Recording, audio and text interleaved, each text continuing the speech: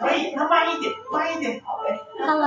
assalamualaikum warahmatullahi wabarakatuh. Kembali lagi di my YouTube channel RK Uli. Jangan lupa like, komen, dan juga subscribe-nya. Hari ini saya ingin berbagi pengalaman bagaimana saya kerja di Taiwan, menjaga lansia, terus apa sih suka dukanya, terus dan juga gimana sih pengalamannya dari PT hingga sampai di Taiwan ya. Di awal dan itu emang semuanya nggak bisa berbahasa ya teman-teman ya, tapi semakin lama akan semakin bisa kalau kita mau belajar. Teman-teman, ikutin terus keseruan saya untuk video kali ini ya teman-teman ya. Tapi tentunya bantu supportnya juga biar channel saya terus berkembang.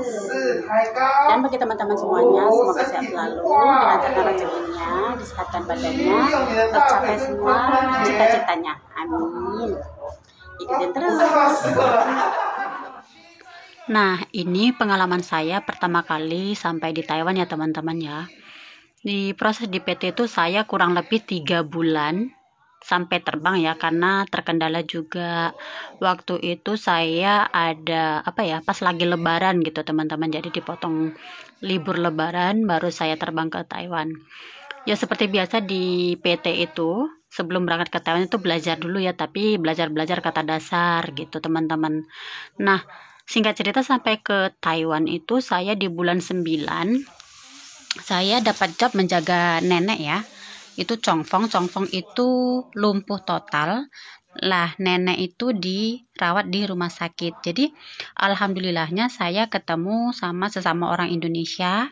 Dia ngajarin saya karena saya di rumah sakit jaga nenek itu kurang lebih 2 bulan ya teman-teman. Jadi saya belajar 2 bulan di rumah sakit baru dibawa ke rumah.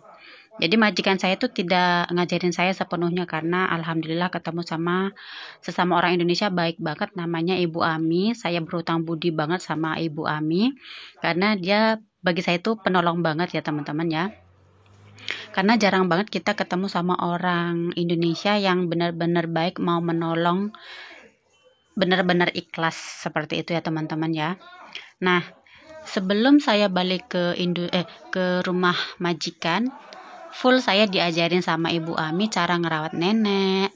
Terus dia juga ngajarin saya memakai bahasa Mandarin, bahasa Indonesia, Mandarin, bahasa Indonesia. Jadi saya pelan-pelan belajar di situ teman-teman. Karena untuk menguasai bahasa itu yang paling utama itu adalah praktek ya teman-teman. Mendengarkan terus praktek. Jika tidak tahu kita bertanya. Kalau kita tidak bertanya maka bisa salah ya teman-teman ya. Nah, lepas itu setelah balik ke rumah majikan, bawa nenek ke rumah majikan, saya kerja juga seperti beres-beres gitu ya, seperti nyuci, terus nyapu, ngepel, seperti itu teman-teman. Nah, singkat cerita dulu pengalaman saya itu pas majikan perempuan. Majikan perempuan itu di sini dipanggil Lopaniang ataupun Tai Tai. Tapi karena saya di sana itu manggilnya Tai Tai ya teman-teman ya. Kalau yang bos laki-laki saya panggilnya Laupan. Nah, saya di situ saya ingat banget disuruh nyuci kain. Nah, pas nyuci kain, Laupan yang bilang, "Ini bajunya di Fenkai ya," gitu. Nah, saya bingung, Fenkai itu apa? Nah, saya yang langsung aja tanya sama majikan perempuan.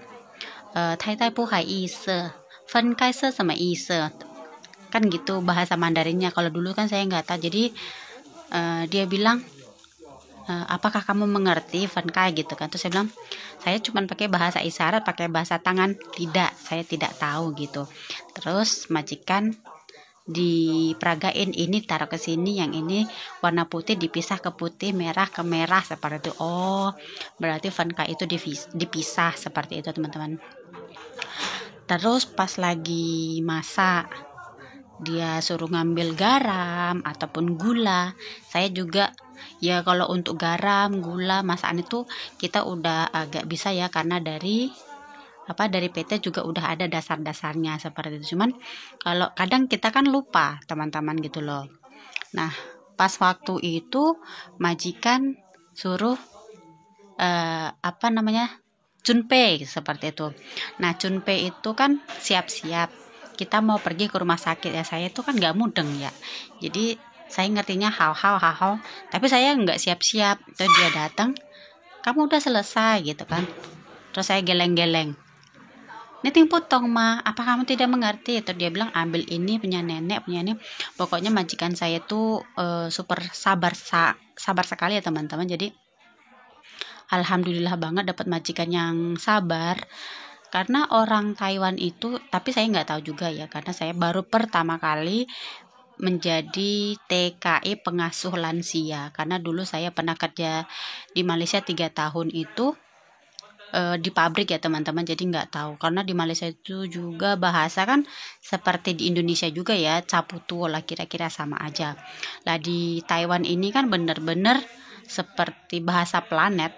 Karena dulu pertama kali datang aja saya itu sering menangis teman-teman. Dari sektor bahasa kita emang bertolak belakang banget, nggak ada pengalaman sama sekali. Terus dari makanan juga kita nggak sama ya teman-teman. Kalau kita di Indonesia pedas, manis, asin ya. Kalau di sini malah rasanya itu hambar. Jadi harus benar-benar apa ya? Pokoknya yang pertama itu yang harus disiapkan kalau mau keluar negeri itu satu, mental. Jadi dulu saya sempat hampir putus asa ya teman-teman, pengen pulang karena berangkat merantau. Dulu saya tamat SMA itu merantau ke Malaysia itu, tamat SMA emang sedih, tapi tidak sesedih sekarang. Karena apa? Dulu waktu saya tamat SMA pergi merantau itu hanya meninggalkan keluarga dan orang tua. Nah, saat ini saya meninggalkan orang tua, keluarga, anak, itu sedihnya double-double. Serasa sampai nggak kuat mentalnya, mental tempe katanya. Sampai orang tua saya aja sampai ya udah pulang aja gitu. Tapi kemarin itu ngomongnya tunggu potongan PT selesai baru pulang gitu. Tapi lambat laun semuanya terbiasa. Kalau pertama-tama emang berat teman-teman, tapi lambat laun dengan tekad dan semangat insya Allah bisa. Begitu juga bahasa teman-teman. Jadi lambat laun pasti bisa, dengan catatan mau belajar, mau bertanya, dan praktek langsung. Karena kalau kita belajar juga, kalau kita nggak praktek sama aja teman-teman. Saya di sini jaga nenek Chongfong itu lumpuh total 5 tahun teman-teman, tanpa komunikasi. Bos juga sibuk sendiri-sendiri dengan urusannya, dengan kerjanya. Saya fokus sama ngurus nenek di kamar teman-teman, tanpa ada komunikasi. Jadi bahasa saya itu enggak lancar teman-teman. Saya lancar bahasa ini aja udah masuk yang ke 6 tahun. Baru saya bisa bahasa sedikit-sedikit teman-teman. Dan sampai sekarang aja saya belum bisa membedakan nada-nada. Karena di Taiwan ini ya bahasa itu sama-sama huruf tapi cuman beda nada. Jadi kayak apa ya, salah nada salah arti seperti itu teman-teman. Seperti 4, 10, mati, ular itu tulisannya semua se, tapi nadanya berbeda. Kalau 4 se dihentakkan, kalau 10 se. Jadi semuanya itu berbeda-beda teman-teman. Jadi yang terpenting di bahasa Mandarin Taiwan itu jatuh pada nadanya teman-teman.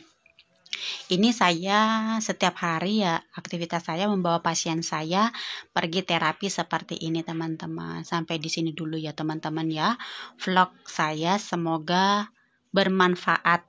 Jaya.